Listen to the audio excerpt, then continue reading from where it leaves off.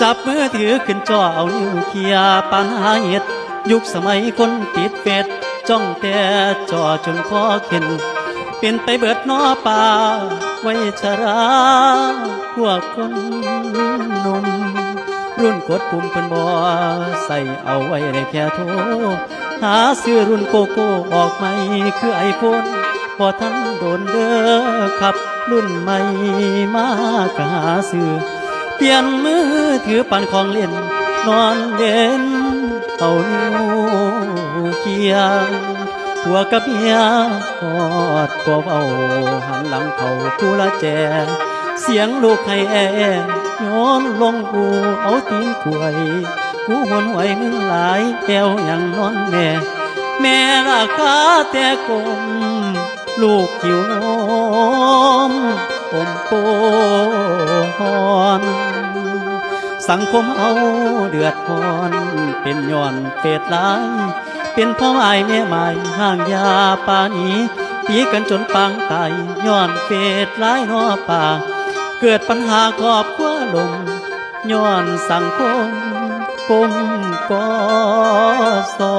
งเท่ารุ่นแม่เท่ารุ่นพ่อก็ขอเป็นเพื่อนลูกเต่าหลานเรียนหล่อนจะเบิ่งเอายุคสมัยผู้เฒ่าติดเฟซบุ๊กทั้งลูกหลายมีทั้งไลน์ทั้งเฟซพูดเป็นคอมเมนต์เป็นไปเบิดน้อป่าไว้ชะ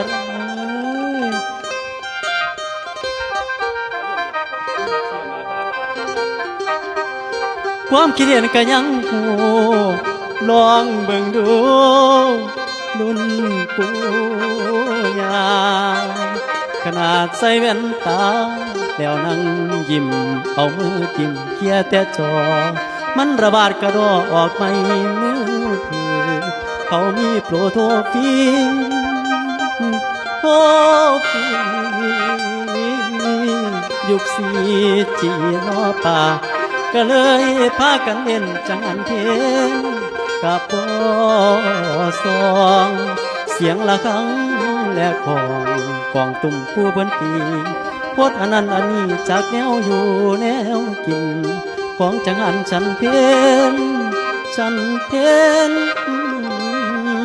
ให้แต่งหาผ้าด้วยบัดแนวกินอยู่ในถ้วยดวงตาจำแต่แจวแน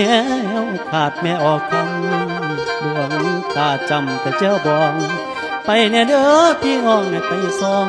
ทางวัดหากขัดกันสิบันไลดังโบราณเว้าจำคำสอนของผู้เฒ่าเคยได้ยิน